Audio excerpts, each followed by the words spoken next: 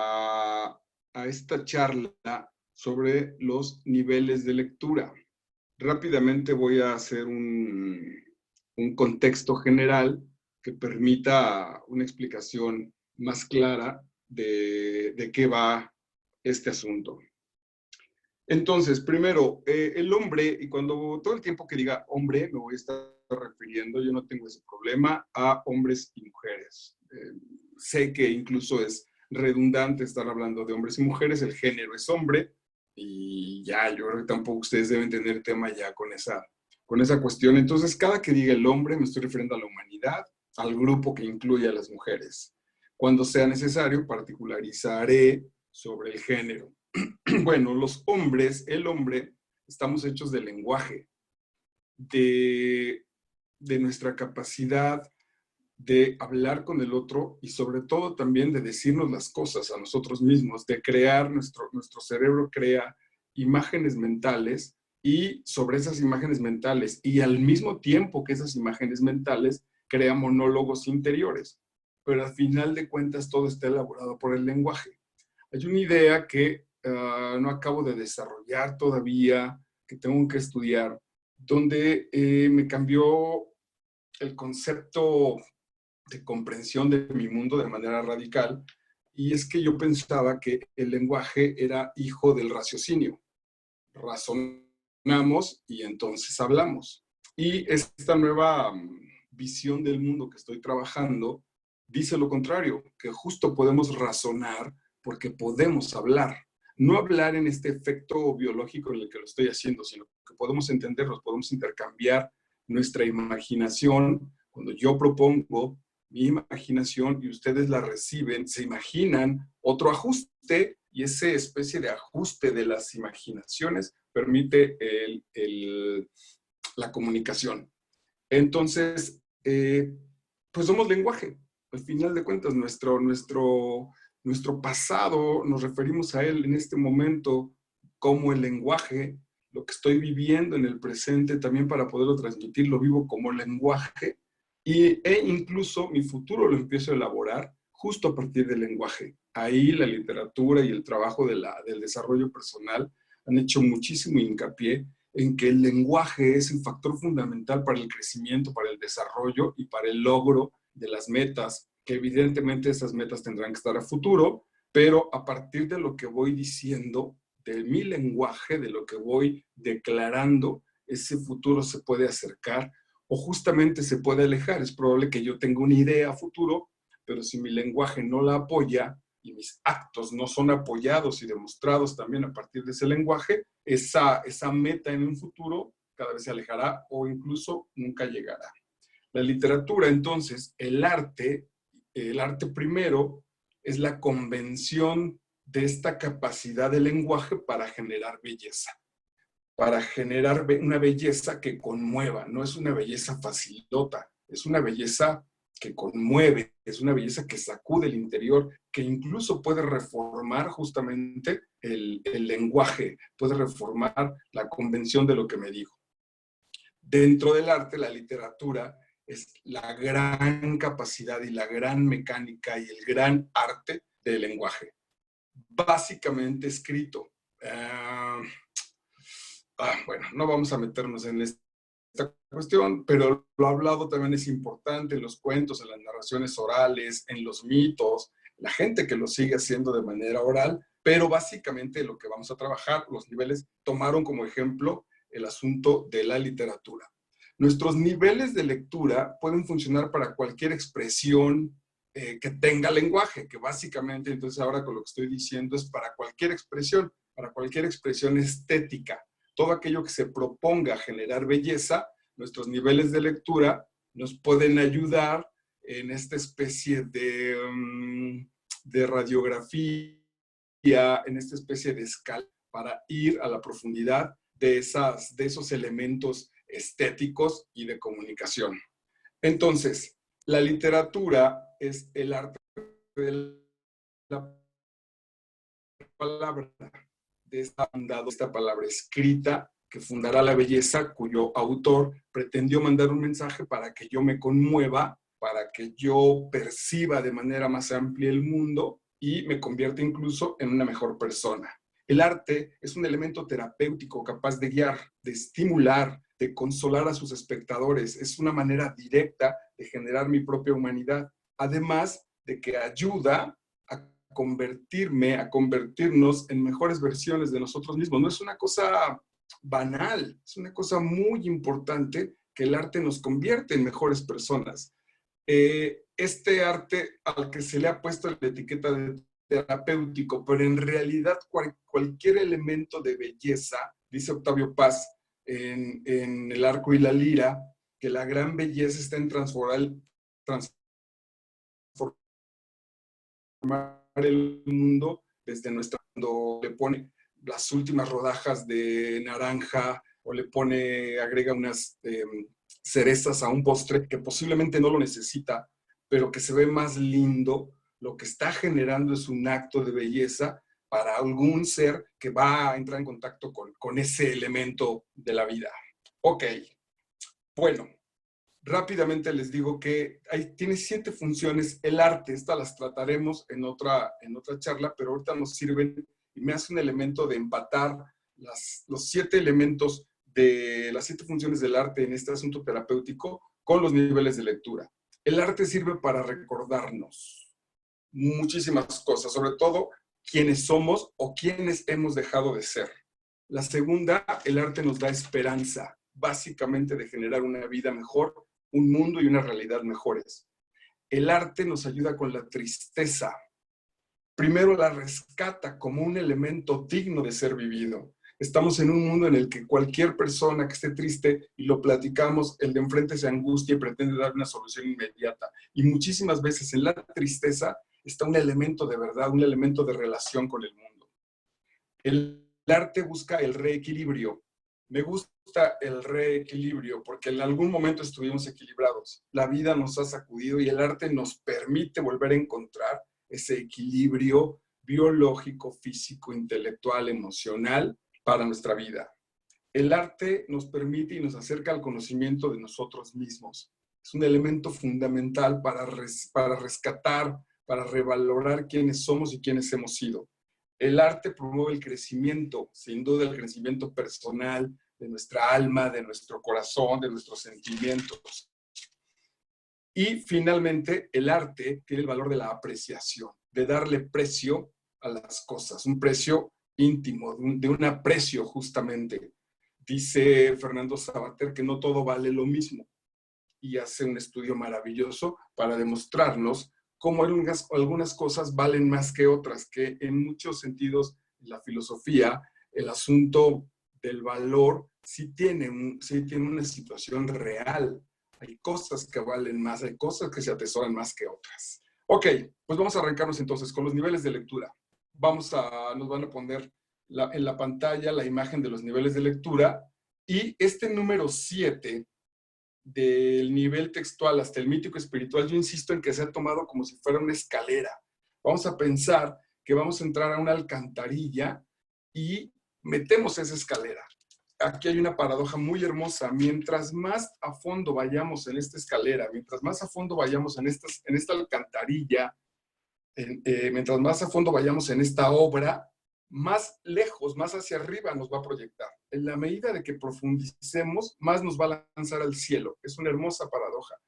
Para explicarlo, me gusta sobre todo la obra de la película, el ejemplo de la película Ratatouille, que justo pasa en unos caños, ¿no? Pasa estas ratas que viven debajo de nuestro nivel, o podríamos ver la obra de Dostoyevsky que se llama algo del subsuelo, no me acuerdo si se me escapó el nombre, que quiere decir que está por debajo de este nivel. Entonces está ese nivel al cual le vamos a integrar esa escalera para penetrar en la obra.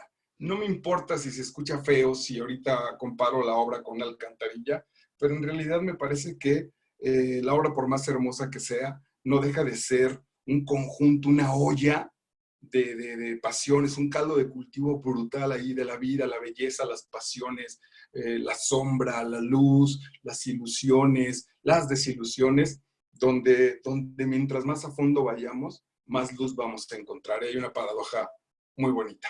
Venga pues, el primer nivel textual. ese no debe tener problema. El primer escalón para ir hacia abajo es comprender la convención de lo que está escrito. Es muy sencillo, pero es muy importante porque también se puede prestar a muchas consideraciones. El nivel textual es que si en este momento ustedes están traduciendo y están generando imágenes con respecto a lo que estoy hablando yo en este lenguaje castellano, entonces están en el nivel textual. Si en este momento les digo, wait a minute, entonces, por más malo que sea mi inglés, si ustedes lo pescaron, tienen ese contexto también y pueden entrar en ese nivel textual. Básicamente, por ejemplo, en la educación, nuestros niños de tercero de kinder o de primero de primaria ya acceden a este nivel textual con respecto al idioma castellano.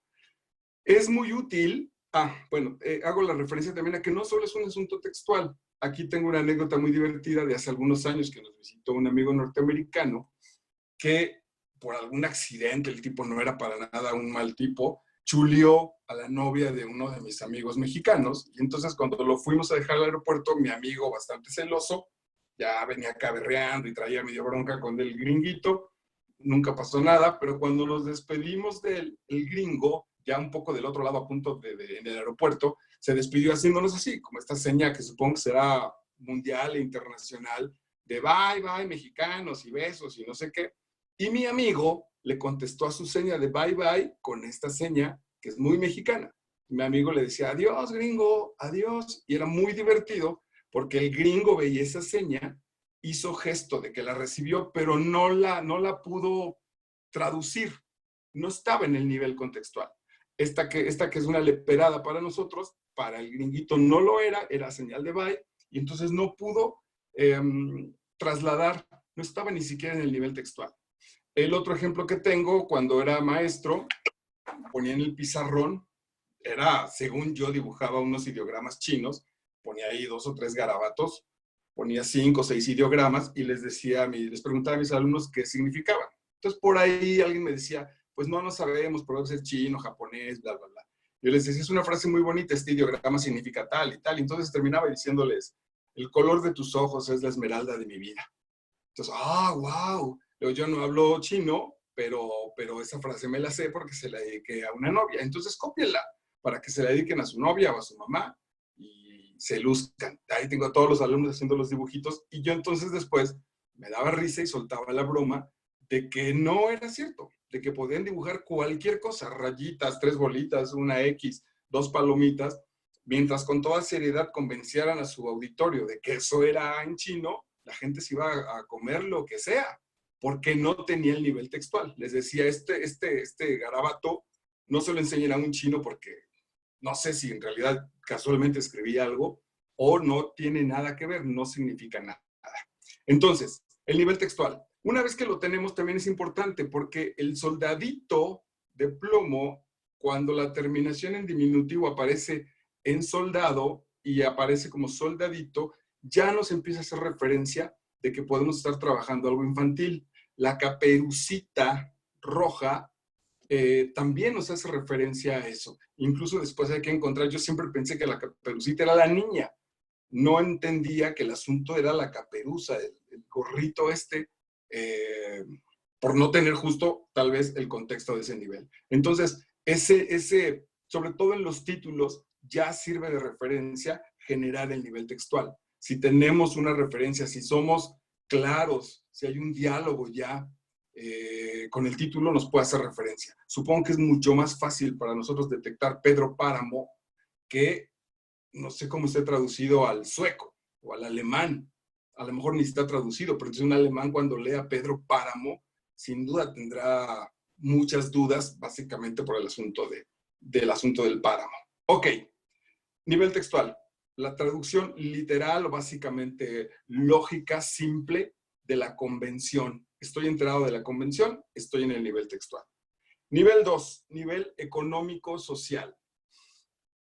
Todas las obras y todos los lectores están colocados en un nivel económico-social, tanto en el momento en que crearon la obra, como en el momento de lo que trate la supuesta ficción, y el tercer momento importante es de nosotros como lectores. Entonces, en el 1500 y tantos que fue creado el Quijote, Cervantes seguramente se basó también en su propia situación económico-social para poner a su personaje, y nosotros 5 o 6 siglos después leemos esa obra desde otro nivel económico-social, que básicamente podría ser interesante empezar a detectar si el bendito coronavirus del 2020 le está haciendo un favor a la lectura, porque finalmente en este confinamiento seguramente hemos vuelto a leer o a releer, o nuestros hijos nos han visto leer, y esa actividad que pasaba desapercibida en un mundo relativamente normal, hoy puede tener otro contexto. Entonces, ¿qué significa leer esta obra? La próxima semana vamos a leer La muerte en Venecia, donde a Venecia le llega justo una especie de pandemia, una enfermedad, y vamos a hacer esa referencia. Va a ser mucho más fácil leerla desde este asunto del coronavirus. Ok, eh, mucha atención con esto, porque es probable que algunas de las obras, todas tienen una base económica social, pero hay algunas que tratan sobre la base económico-social, que el asunto de lo que va la obra es sobre ese contexto de relación económico-social. Pienso en la obra de teatro Sud Sud de Valdés, que trabaja a los años 40, después del fin de la Segunda Guerra Mundial, con los chicanos en la zona sur de los Estados Unidos, donde es muy importante el contexto económico-social, la música, los chicanos, las mujeres, las relaciones sociales, cómo están determinadas a partir de ese contexto. Puede haber que a partir de ese contexto se traslade a otro espacio, como las tragedias griegas, por ejemplo, que las tragedias griegas tienen su contexto económico-social y que podemos sacar de ahí, y entonces nos ponemos un Edipo moderno, o nos ponemos cualquier tragedia y en vez de Edipo, o el papá de Edipo, o de Layo, que era el rey, lo ponemos como un gran empresario, pero estamos trayendo los enlaces. Eso quiere decir incluso que la parte económico-social no fue tan importante posiblemente. Pero hay obras donde sí, las obras de Brecht, donde lo económico-social es muy importante. En Latinoamérica, eso tiene que ver mucho con el asunto de la pobreza e incluso de la miseria. Es muy importante el nivel económico-social, porque los cuentos de Juan Rulfo tienen que ver con el espacio y con el tiempo que estaban viviendo. Sin duda también, al ser gran literatura, tienen situaciones espirituales, tienen situaciones psicológicas, pero en el cuento Nos han dado la tierra, tiene que ver con que a unos campesinos súper jodidos les dan unos terrenos y los mandan a caminar y atraviesan desierto y desierto y desierto y llanuras y páramos y todo seco y no hay agua. Y en ese traslado van encontrando relaciones sociales, se van castigando, se vuelven violentos, pero todo el asunto tiene que ver con la miseria. Todo el cuento trata sobre la miseria. Hay un cuento brutal no me quiero equivocar, me parece que es de un autor puertorriqueño, no lo cito como tal porque lo acabo de recordar, donde una niña muy pobre, una chavita a punto de ser adolescente, consigue de manera casi milagrosa ir al centro comercial, y en el centro comercial está mirando a Santa Claus. Está un Santa Claus, creo que es en Puerto Rico el asunto, está un Santa Claus en el centro comercial recibiendo a los niños y tomándose fotos. Alguien se enternece por este asunto con la niña y le dice que se tome una foto, que yo la pago. Yo vi una niña pobre y le digo, ándale, tómate una foto con Santa Claus, yo te la invito. Y va la niña y el cabezón de Santa Claus, este tipo disfrazado, le pregunta, bueno, claro, distingue que ya no es una niña, que ya empieza a ser un adolescente, y entonces la sienta en las piernas, le pone las manos en la cintura y le pregunta su nombre y etcétera. La niña en su inocencia le dice todo y le dice Santa Claus que dónde vive. Ella le da la dirección específica y este maldito Santa Claus sabe dónde está esa colonia. Entonces le dice, oye, ¿vives en el número 14? La puerta es verde. Dice, sí, sí, ahí vivo. Dice, te pido la dirección porque como no tienes chimenea, no tengo dónde colarme, por eso nunca he entrado a tu casa, pero hoy, si me dejas la puerta abierta, puedo entrar. ¿Quién más está en tu casa? Y dice, en las noches nadie, porque mi tía, quién sabe qué, hace ropa en una fábrica y está en el tercer turno. Y entonces Santa Claus le dice, pues perfecto, te voy a ir a dejar tu regalo. La niña se queda muy feliz, le prepara ahí un sándwich con leche a Santa Claus entra a la casa, viola a la niña y ahí acaba el cuento. Pero el asunto brutal es en este contexto. La inocencia de la niña no avanzó nunca por el contexto económico-social. Por supuesto que va a haber otras situaciones que nos van a ir determinando las conductas de los personajes, pero ahí la pobreza, la miseria, voy a ser muy crudo, pues, pero si este niño hubiera recibido a Santa Claus desde los 6 o los 7 años, sabría para ese momento de sus 12 o 13 que ese Santa Claus del centro comercial es un tipo que se disfraza. Y por otro lado, este Santa Claus sabría que si esa niña tuviera otro nivel social, otro nivel educativo, no hubiera podido hacer eso. Si la niña fuera acompañada, si la niña, sus papás lo hubieran llevado al centro comercial, en lugar de estar trabajando, si no estuviera sola, seguro que no lo hace eso. Si mi hija me dice, oye, Santa Claus me pidió la dirección y me dijo que va en la noche, pues lo reviento porque sé que no es Santa Claus. Entonces el asunto parte de un nivel económico-social. Vale, vámonos al tercero, que es el nivel cultural. Si por ahí nos haces favor de pronto de ir poniendo la imagen de gracias para irlos teniendo frescos. El tercero es el nivel cultural. El nivel cultural va a ser muy sencillo y lo vamos a entender como la manera en la que cualquier sociedad o incluso un grupo, cualquier grupo social, resuelve sus necesidades básicas y las, entre comillas, superfluas, ¿no? Como, acuérdense, esto nos ayuda también a pensar que la literatura es un arte que surge cuando el grupo social ya comió, ya no tiene frío y ya está tranquilo.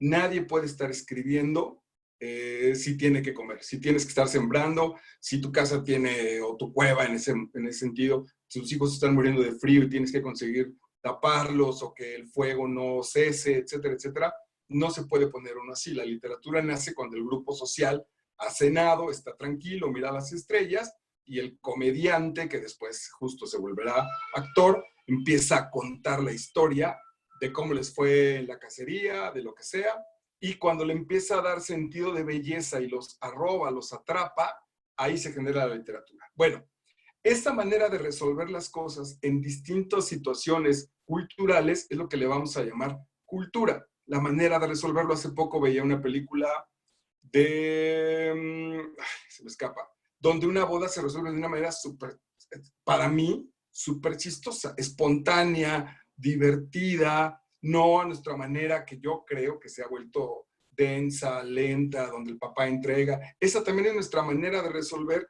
esas situaciones. Decía como ejemplo que si quieres invitar a una niña y ligártela, depende de tu nivel económico social, que fue el nivel anterior, tendrás esa manera de resolverla. Es decir, yo como adolescente, entonces, pues hacía un esfuerzo y me iba al restaurancito, al Vips o por ahí a una cafetería, y entonces ahí tiraba el rollo. Quien no lo pueda hacer se irá a los columpios de su parque. Comprarán una chela o una caguama compartida y ahí tirarán el rollo, y esa será una manera de resolver esa necesidad. A eso le vamos a llamar cultura. Entonces, en nuestras lecturas, cualquier situación, en el momento de que sea resuelta la necesidad que surgió, hablaremos de ese asunto cultural. La manera en la que París pide a Julieta tiene que ver con esa cultura. Entonces, nosotros podemos ver que Julieta era una chavita, según para nosotros, pero en ese momento ya era una mujer preparada, ya la mamá había hablado con ella, la nana ya se había encargado de ella, estaba lista para casarse, aunque tuviera 13, 14, 15 años. Pero esa era una manera cultural de resolver esa situación. Ok, vamos al primero de los poderosísimos, que es el nivel psicológico. El nivel psicológico tiene que ver básicamente con dos líneas. Aquí podríamos generar toda otra sesión de 1 hora para hablar solamente de este nivel psicológico en los personajes.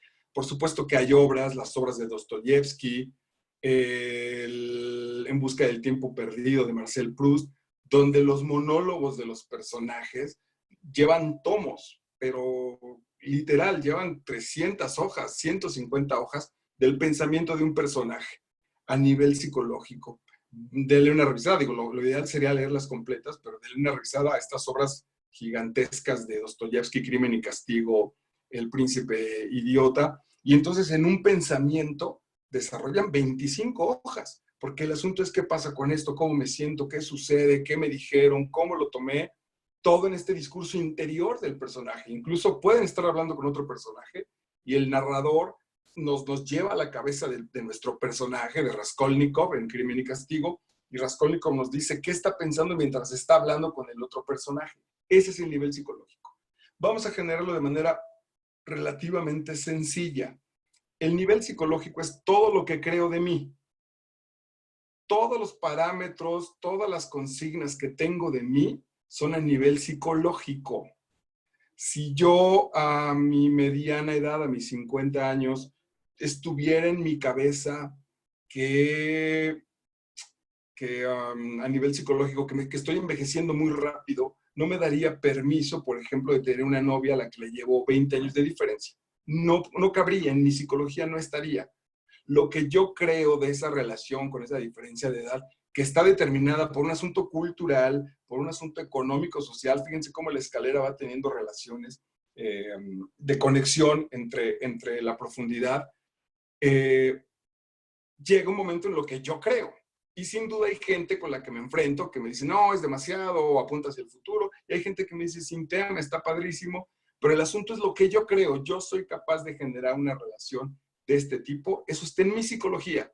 Si no estuviera, entonces otra sería mi vida. Si yo, como divorciado, por ejemplo, una vez casado por la iglesia, si yo creyera que estoy en pecado, esa sería mi determinación psicológica. Y eso me relacionaría con el mundo. A partir de esa voz, yo me relaciono con el mundo. Ese es el nivel psicológico. Entonces, uno, los pensamientos y lo que nos decimos a nosotros mismos. Dos, y esto está trabajado de manera genial también en los 4 acuerdos del doctor Miguel Ruiz, lo que los otros me dicen que me creo, que acepto.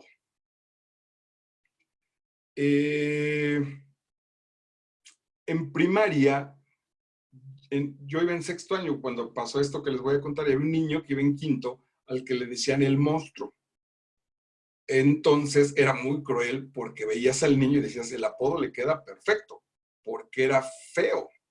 Otra vez podemos regresar a un asunto cultural, a un asunto económico, social. Si ese niño feo hubiera tenido dinero, seguramente no hubiera sido tan feo, pero son otro tipo de relaciones. Bueno, cuando este niño se reconoce con la voz de los otros que le dicen feo y él acepta que es feo, determina su mundo de manera radical. Entonces, evidentemente era un niño, por ejemplo, que empezó a generar situaciones relativamente perversas porque compraba dulces o compraba refresquitos, se los ofrecía a las niñas y les decía, si quieres otro, afuera en la salida, en el árbol frente a la papelería, ahí voy a estar y te voy a regalar otros 2 refrescos y otros dulces. Entonces iban las niñas y sacaba las cosas ahí y les decía, oye, ¿tú crees que soy monstruo, que estoy feo? Y dependiendo la respuesta, era el siguiente trato. Si las niñas decían, no, no estás feo, les daba otro regalo. Era bastante complicado porque el regalo incluía si las podía visitar en su casa. Y si le contestaban que sí estaba feo, entonces este chamaco les levantaba la falda para mirarles los calzones. Era un asunto bastante perverso. Gracias a eso se ganó unas golpizas, las mamás se fueron a quejar, fue una cosa terrible.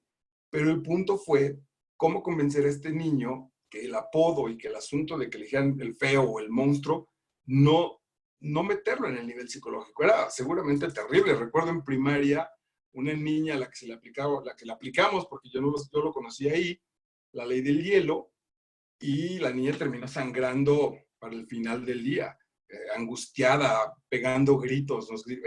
Fue muy interesante porque el asunto era, existo, yo soy, aquí estoy, era brutal. Ese es un asunto psicológico. Entonces tenemos 2 líneas. La cabeza, la mente hace imágenes mentales. Entonces, por ejemplo, si a mí me dicen, oye, tú no viste en un hotel, llega un mensaje vía WhatsApp, me dicen, tú no viste en un hotel, entonces de ahí yo voy a elaborar mi imagen, de acuerdo al contexto y a la historia que estoy teniendo con ella, puedo generar una imagen. Entonces es posible que le escriba, que le pregunte a este güey dónde, que me acelere, que diga, pues sí, claro, está de vacaciones, o que le conteste, no me importa, es libre. Eso tiene que ver con cómo recibo estas noticias del mundo. Esa ya fue mi determinación psicológica. Imágenes mentales, monólogo interior, y esta tercera, lo que los otros dicen de mí que acepto para mí. Porque si bien es cierto que este chico, el monstruo, quién sabe qué sería de él, no se traga el asunto de monstruo, entonces otra hubiera sido su vida, sin lugar a dudas. Esos son los niveles psicológicos. Los niveles psicológicos también los vamos a determinar por las acciones que generamos. Es decir, yo puedo pensar, como el primer ejemplo, que a mis 50 años puedo andar con quien quiera, pero el asunto está en si solo lo pienso o lo llevo a cabo. Si lo llevo a cabo y tengo una novia a la que le llevo 20 años de diferencia, ese nivel psicológico se manifiesta, aparece. Vale. Por supuesto que en nuestra etapa de vida en el mundo, nuestros pensamientos se han vuelto muy importantes. Y entonces las obras siguen tratando de lo que los personajes piensan. Algunas tratan de lo que hacen, los aventureros, los mosqueteros, tratan de lo que hacen, pero sin lugar a dudas, aún así esto que hacen tiene que ver con lo que piensan, es un nivel psicológico. Siguiente nivel, nivel ético-filosófico. En esta cadena que vamos teniendo entre lo textual que aparece, lo económico, social, el lugar y el espacio y la determinación social que ocupan nuestros personajes, déjamelo un poquito más, por favor. Y la siguiente relación con lo cultural, con la manera en que socialmente yo aprendo a resolver mis cuestiones, si me baño todos los días, si me baño con agua caliente, si me baño con agua fría, si lo hago en regadera, si lo hago en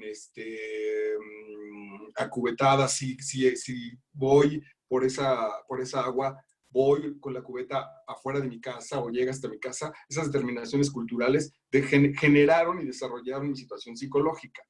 Esa situación psicológica, cuando se pone en acción en la vida, manifiesta un hecho ético. La ética, ya gracias, es la parte de la filosofía que se encarga de determinar si los actos son buenos o no. Básicamente lo podemos determinar. ¿Qué es lo bueno? Lo que está a favor y continuación de la vida. ¿Qué es lo malo? Lo que detiene ese proceso natural de la vida. Podríamos quedarnos aquí todo un rollo y todo un punto de discusiones. No lo vamos a hacer, solo lo quiero mencionar, lo difícil que es ese nivel. Por algo también ya está colocado en el punto 5, el aborto. Entonces, si el aborto damos por hecho que el feto ya es una vida, que está a punto, que ya es un ser humano, la vida le correspondería el nacimiento y el desarrollo de ese ser humano. Si el feto, si está a tiempo, si el pequeño producto va a joder la vida de la chica, fue a partir de una violación, el contexto económico-social no da para sostenerlo. Entonces es muy probable que detener ese proceso sea lo que esté a favor de la vida.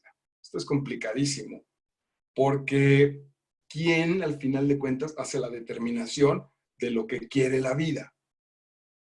Es como la lluvia, que si llueve y riega el jardín y las flores crecen, maravilloso, pero si llueve y mi techo tiene agujeros y me genera un problema en mi casa, la lluvia no tiene la culpa, la lluvia es un elemento vital. Bueno, la ética se encarga de revisar el comportamiento bueno o malo, a favor de la vida o no, de nuestros personajes.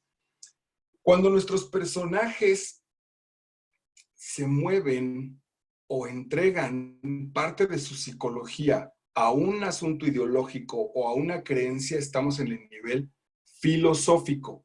Tenemos muchos personajes que no se representan de manera autónoma, sino que representan a una filosofía de la vida. Ese es el nivel ético-filosófico, en el 5.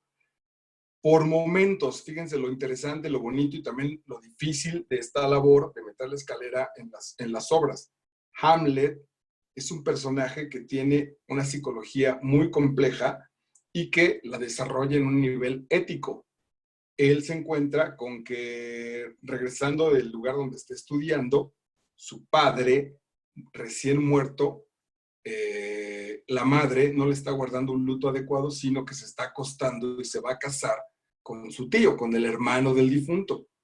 Y él tiene esa voz ética para hacer algo, para resolver la cuestión. Se agrava de manera brutal porque se le aparece en alucinación, en realidad, pero se le aparece el fantasma, el espectro muerto de su papá que le pide venganza, que le platica, que le dice cómo fue asesinado por su hermano, por el por el nuevo esposo de su madre, y entonces él está un elemento ético complicadísimo por resolver. La manera en que va a resolver esa situación, vista un poco desde fuera, nos da por momentos, porque Hamlet es un personaje absolutamente humano, nos puede permitir ver por momentos que ese personaje también corresponde a la etapa del Renacimiento en este espectro histórico de la humanidad, que reacciona de acuerdo a un hombre nuevo, que se enfrenta a un mundo medieval como un hombre del Renacimiento. Ahí podemos trabajar un asunto donde el personaje está representando su filosofía. Mucha de la literatura existencialista, donde los filósofos practicaron y escribieron novelas, donde los filósofos le entraron a la literatura, sus personajes son una evidencia filosófica, son una evidencia de las ideas del autor. Entonces, los personajes de Albert Camus justo representan la filosofía de la época. Son sin duda personalidades, tienen situaciones particulares, pero son hombres y personajes mucho que representan a su época, que representan a su filosofía. También algunas veces cuando la determinación del personaje se basa en lo que piensa, entonces es probable que estemos en un asunto filosófico, que tiene que ver que él está respondiendo a partir de sus ideas. Si alguna chica me dijera, no, yo te amo, me encantas, estoy muy enamorada de ti, pero mi filosofía de la vida no me permite tener relaciones con alguien divorciado, entonces lo vamos a cancelar. Un poco sería como estar dejando de ser ella para responder a una filosofía. Suena fácil aquí explicarlo desde acá, pero en realidad es muy complicado, porque justo cuántos de nosotros nos mantenemos a partir de un asunto filosófico, cuántos nos movemos en el mundo a partir de que nuestros ideales nos sean traicionados. Voy a poner un elemento muy simple, la fidelidad. Básicamente guardamos fidelidad por un elemento filosófico, porque mi pareja y yo hemos crecido con la idea de que uno de los premios por su amor es serle fiel, es que mi relación solo sea con ella, este tipo de relación sexual, amorosa en ese sentido, romántica, solo sea con ella y de ella conmigo. Pero en realidad responde más a un asunto filosófico, porque desde el asunto biológico, aún yo muy enamorado puedo reconocer que la chica de la panadería me gusta mucho y mi chica puede reconocer que el último chofer del Uber estaba guapísimo y además era súper simpático, que sin bronca se lo ligaría. Y es posible que ahí entre la determinación ética. Pero básicamente el primer momento que nos determina, o incluso es un tema que cuando se, no sé si ahora lo hagan, pero cuando se establecen los noviazgos, no se platica. O sea, no le dices a tu pareja, oye, y nos vamos a ser fieles, lo das por hecho, porque lo has ido trabajando y reconociendo en tu relación. Te das cuenta de cómo piensa ella, de cómo piensa él, y entonces el tema de la fidelidad no se amplía. Y si se hace, es justamente, puede ser por otro pensamiento filosófico. Entonces, en muchos sentidos somos hijos y determinados personajes a partir de lo que pensamos, no solo en el nivel psicológico, sino en el nivel filosófico, en el nivel, nuestros amigos, la gente con la que somos amigos, es seguramente un asunto filosófico. Si bien puedo tener amigos de todos los niveles y de todos los estratos, mis amigos son muy cercanos a la manera en la que yo pienso, a la manera en la que vemos el mundo. Ese puede ser un buen ejemplo. Siguiente, el nivel 6, nivel religioso. Religioso, ahorita lo van a ver en este cartel. Está separado la primera sílaba del resto de la palabra. Re quiere decir volver a, y ligioso viene de ligar. Entonces esto tiene que ver con volver a ligar. En el próximo, la próxima imagen que tengamos de niveles de lectura, el nivel 5 y el 6 están separados por una línea horizontal. El 6 y el 7 pertenecen a otro rango, que básicamente sería del 1 al 5, son procesos racionales, son procesos de pensamiento, son procesos reales. Podemos discutir de esos personajes porque podemos identificar su psicología, su nivel económico-social, su nivel cultural, porque reconocemos el asunto textual, porque podemos estar de acuerdo que Elvira Luz en la película de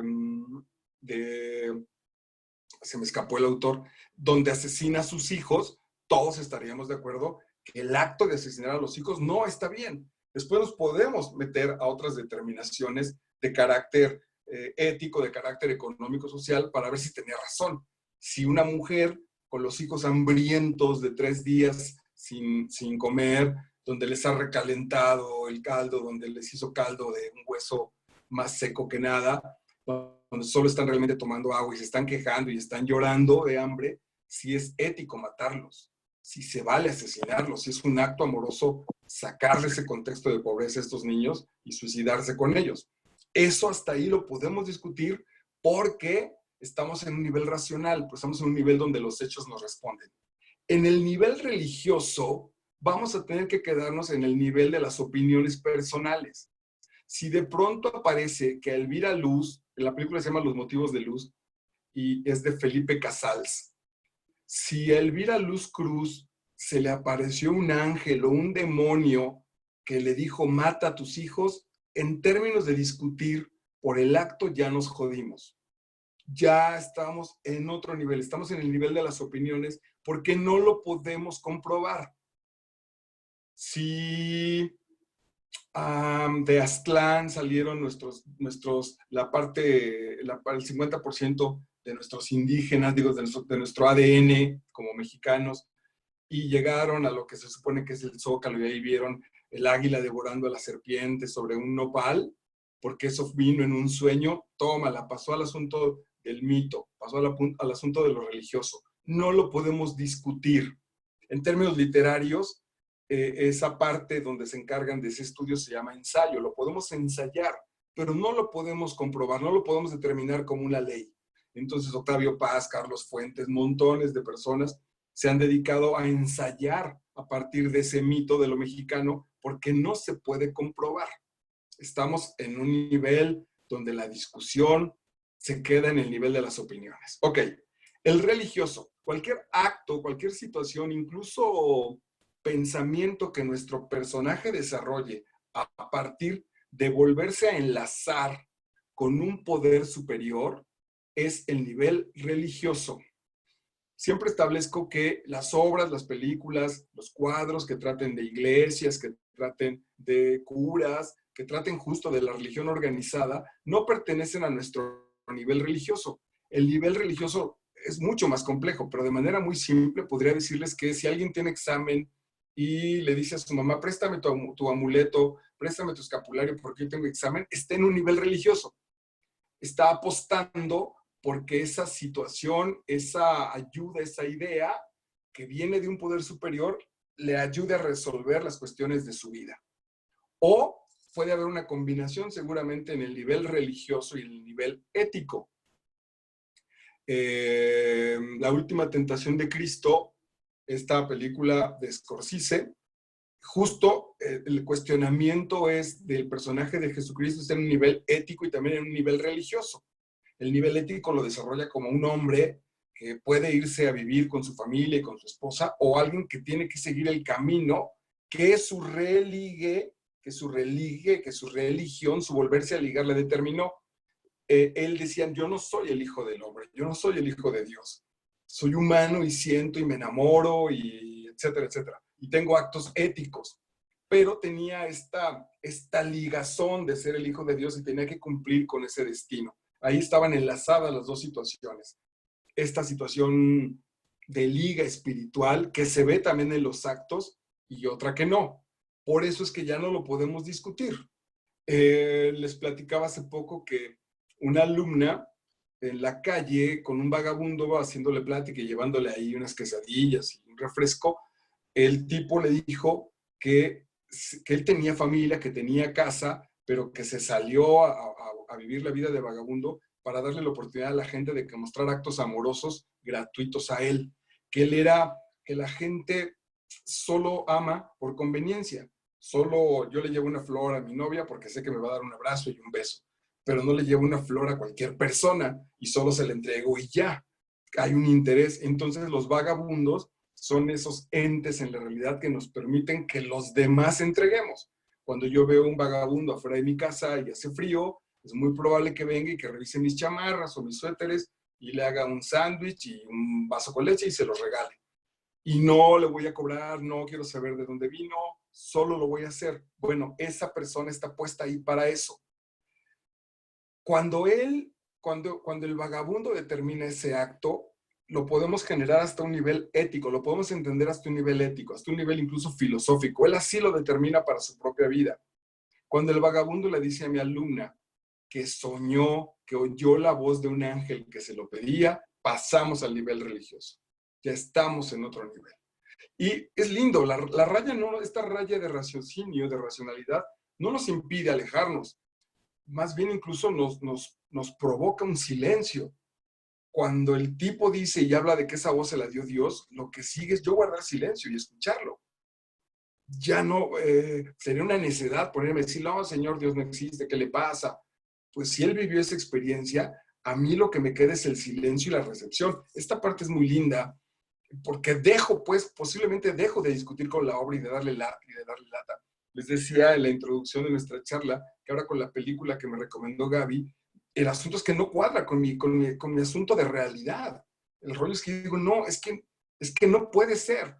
Esta niña no puede regresar a la vida y estar viva mientras su mamá estaba embarazada de ella. No cuadra con mi realidad. Y sin embargo, ella me decía, pues sí, pero básicamente tu mamá sigue viva, yo que no la tengo, me conecto con ella desde otro punto. Y ahí ya dejé de discutir, porque dije, no tengo referencias sobre esa experiencia. Mi mamá aquí está a un lado leyendo, afortunadamente, no tengo referencias sobre esa experiencia, entonces lo que sigue es el silencio, eso está muy lindo.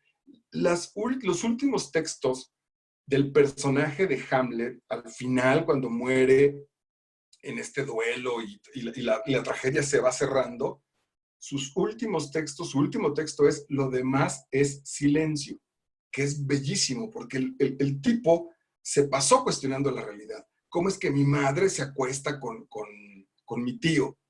La confronta, le reclama, y cuando está a punto de violentarla, porque está muy exaltado Hamlet y la mamá le contesta sobre la pasión y que la vida tiene que seguir, y Hamlet con sus ideas, se le vuelve a aparecer el fantasma del padre y le dice, a ella no, ella es inocente. Y entonces Hamlet se zafa, se sale del cuarto de su madre, pero este acto, por ejemplo, de ver que la mamá se acostó con el tío, Hamlet estaba enamorado de Ofelia y Ofelia estaba muy enamorada de Hamlet. Esta referencia, ahí todo un asunto psicológico también, esta referencia de ver que mi madre es capaz de meterse con mi tío, hace que Hamlet cancele de antemano la relación con Ofelia y le dice, vete a un convento, eres una mujer y este mundo es de porquería, no tienes ningún futuro, vete a un convento. Fue brutal y la consecuencia fue trágica porque Ofelia se pone unas flores en la cabeza, se va a un río y se muere ahogada. Y eso además todavía sacude terriblemente al buen Hamlet. Bueno, al final de todo esto, al final de este resumen de su vida, cuando Hamlet por fin deja de joder con su cabeza y tratar de entender todo, lo que dice es, ok, lo demás es silencio y viene la muerte. Pero ese silencio, ese momento es de aceptación. La tragedia incluso como si fuera una ola tremenda y entonces cuando aceptas esa ola brutal, ¡fum!, el mar se pone en calma. Bueno, para eso justo es la literatura, para nosotros identificarnos con eso. ¿En qué parte de mi vida estoy con un oleaje terrible, con ideas, con un cuestionamiento ético, con mi pasado encima de mí, con el futuro vacío? Y de pronto acepto la situación. Y digo, ok, perdí mi trabajo en el 2020 del COVID, no tengo trabajo. Cuando esto se acabe, no sé qué voy a hacer. Y respiro y estoy conmigo. Y entonces noto que lo demás es silencio, que dejo de torturarme y que lo demás es silencio. Y entonces entro en una calma maravillosa, donde puedo volver a ver entonces mi sensibilidad, como le pasó a Pinocho cuando sale de la ballena, o a Felipe Montero, una vez que vive este apasionamiento carnal y emocional y espiritual con Aura, y entonces después de que Aura lo lleva al éxtasis sexual, la imagen esta que tengo con mis manos es perfecta, de que lo recibe en su copa, en su vientre. La frase con la que Carlos Fuentes termina ese capítulo es, y entonces por fin dormiste en la cama de Aura. Que ese es el final. Cerró otra vez, silencio, mañana vendrá la siguiente situación.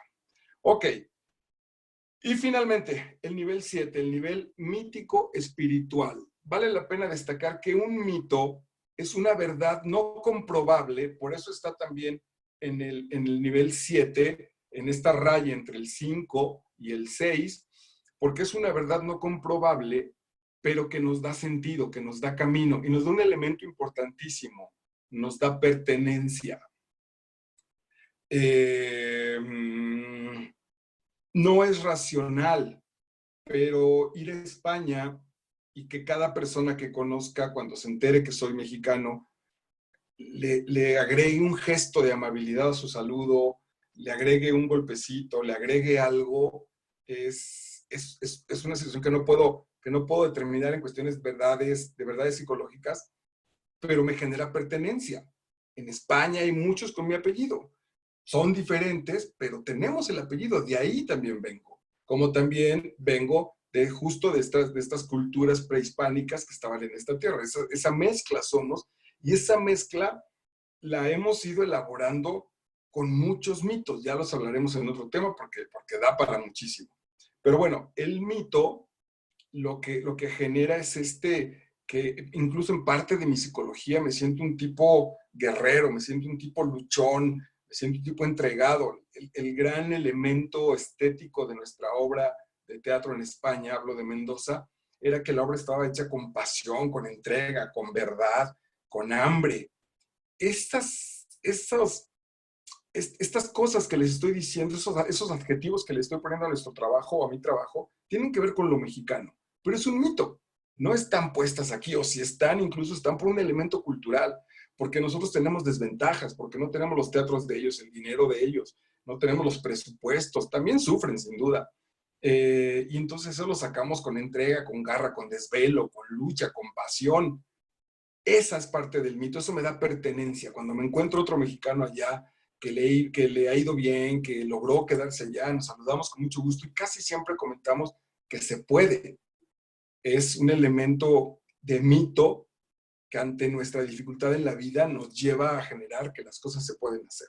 Ok, y lo espiritual pues es esta parte de la vida que está por encima del elemento biológico, del elemento físico. Esta parte es metafísica, meta quiere decir más allá.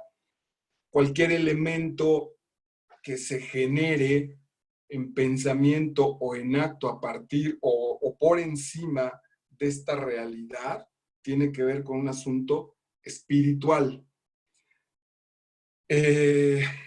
Muchas de nuestras grandes obras las hemos estado, El Soldadito de Plomo, Aura, vamos a leer La Muerte en Venecia, Crimen y Castigo de Dostoyevsky, Romeo y Julieta, son como mapas de un camino espiritual. Son situaciones que nos están permitiendo reconocer en qué momento vamos de ese camino de transformación. Cuando nos reconocemos como personas, cuando yo digo yo me llamo Marco Vidal, soy un hombre de esta edad y mis relaciones importantes son estas y en la vida hago esto y mis pensamientos son estos, estoy en un nivel psicológico que ese yo se escribiría con Y minúscula, ese soy yo. Cuando Jodorowsky, algún personaje, Edipo, yo mismo me atrevo a decir que estoy haciendo alguna situación o estoy conectado con mi Padre espiritual, con Dios, cuando el soldadito de plomo sabe que viene de una cuchara que fue fundida y que lo une a 25 soldaditos como él, sabe que está colocado en un nivel espiritual, sabe que hay un guía, un padre amoroso, más allá de mi padre biológico, más allá del tipo fulano de tal que me dejó el apellido y que convivió, o que no está, o que nunca estuvo, sino que estoy unido con una situación mayor y que tengo un camino para encontrarme con esa entidad, para reconocerme como hijo de Dios. Normalmente el camino es profundo, es doloroso, se aplica muchísima soledad, es angustiante, ya lo explicaremos en niveles filosóficos por qué se da así, pero voy reconociendo que eso que me ha ido permitiendo ver qué no soy, al final de cuentas, va a llegar para determinar qué sí soy. el soldadito de plomo ante el último elemento físico, que es el fuego, pierde su uniforme, pierde su tez, pierde su color, pierde sus insignias, pero no pierde, no deja de ser él y se hace uno con el fuego y se hace uno sobre todo con el amor.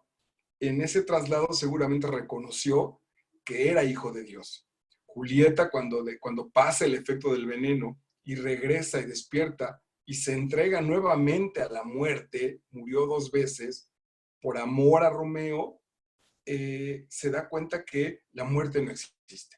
Y reconocer que la muerte no existe en esa línea, así de manera tan radical, solo lo han hecho Cristo, pues, por ejemplo, ¿no? O esto, Buda, que sabían que es solo un traslado. Entonces, dejar el cuerpo no tiene tema. Me voy a otro lado. Es estar conectado con esa fuerza, con esa entidad. Y se supone que el camino que vamos recorriendo en las aventuras literarias, justo y en nuestra propia vida, nos debe llevar a esa concepción, a ese reconocernos como un hijo de Dios. Entonces, algunos actos, incluso algunas omisiones, tienen que ver con ese concepto. Si el Santa Claus del cuento que les platiqué con respecto al económico-social, si cuando la niña llega y este Santa Claus está conectado espiritualmente y sabe que desde ahí no puede pervertir la inocencia de esta niña entregada, entonces su acto será otro, no será llegar a violarla. Es posible que incluso le pida la dirección y entonces él con la administración de esta tienda de departamentos consiga una muñeca y se la lleve a la niña, vaya disfrazado de Santa Claus y se la deje y entonces le cambia la vida a la niña de manera espiritual. Es decir, la línea puede seguir siendo la misma y el final es lo que lo puede determinar.